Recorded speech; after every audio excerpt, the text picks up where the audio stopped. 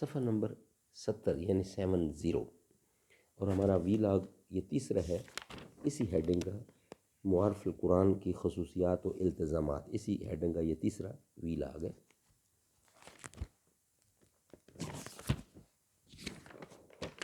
ناظرین، معارف القرآن یہ ہے کتاب کا نام، جس میں قرآن کی تفسیر بیان کی گئی ہے۔ جلد اول ہے سورۃ الفاتحہ سے لے کر سورۃ البقرہ تک، پارہ نمبر 1 سے لے کر پارہ نمبر 3 تک، رکوع ہیں اس کے 8، اور رائٹر ہیں اس کتاب کے حضرت مولانا مفتی محمد شفیع صاحب رحمۃ اللہ علیہ، عثمانی تقی عثمانی کے والد ہیں، مفتی اعظم پاکستان۔ اعوذ باللہ السمیع العلیم من الشیطان الرجیم، بسم اللہ الرحمن الرحیم، الحمد للہ وکفی وسلام علی عبادہ الذین اصطفیٰ۔ ہیڈنگ ہمارا وہی چل رہا ہے جو بیان کیا جا چکا ہے، معارف القرآن کی خصوصیات و التزامات۔ 2 وی لاگ بیان کیے جا چکے ہیں، یہ تیسرا وی لاگ ہے اسی سلسلے میں۔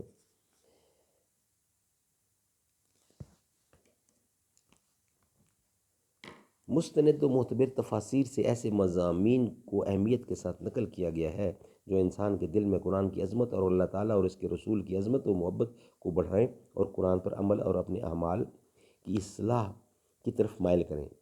اس پر تو مومن کا ایمان ہے کہ قرآن کریم قیامت تک آنے والی نسلوں کی ہدایت کے لیے نازل ہوا ہے، اور قیامت تک پیدا ہونے والے تمام مسائل کا حل اس میں موجود ہے، بشرطے کہ قرآن کو رسول اللہ کے بیان و تشریح کی روشنی میں دیکھا اور پڑھا جائے، اور اس میں پورے تدبر کے ساتھ کام لیا جائے۔ اس لیے ہر زمانے کے علماء تفسیر نے اپنی اپنی تفسیروں میں ان جدید مسائل اور مباحث پر زیادہ زور دیا ہے جو ان کے زمانے میں پیدا ہوئے یا ملحدین نے اہل باطل کی طرف سے شکوک و شبہات کی صورت میں پیدا کر دیے ہیں۔ اسی لیے قرون متوسطہ کی تفسیر میں متزلہ، جہمیہ، صفوانیہ وغیرہ فرقوں کی تردید اور ان کے شبہات کی ازالہ پر نظر آتی ہے۔ ناکارہ نے بھی اس اصول کے تحت ایسے ہی مسائل اور مباحث کو اہمیت دی ہے جو یا تو اس زمانے کے مشینی دور نے نئے پیدا کر دیے، اور یا اس زمانے کے ملحدین اور یہودی اور نصرانی مستشرقین نے مسلمانوں کے دلوں میں شکوک و شبہات پیدا کرنے کے لیے کھڑے کر دیے۔ جدید مسائل کے حل کے لیے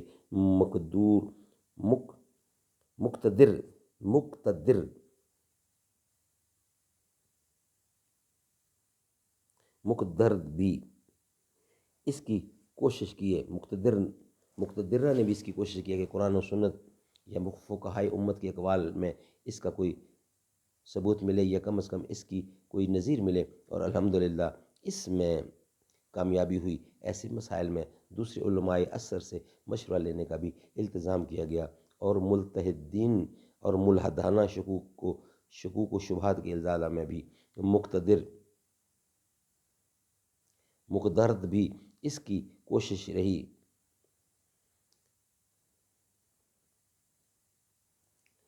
کہ جواب اطمینان بخش ہو، اور اس جواب دہی کے لیے اسلامی مسائل میں ادنیٰ ترمیم کو گوارا نہیں کیا گیا، جیسے کہ دور حاضر کے بعض مصنفین نے اس جواب دہی میں خود اسلامی مسائل میں تعویلیں کر کے ترمیم کر ڈالنے کا طریقہ اختیار کیا ہے۔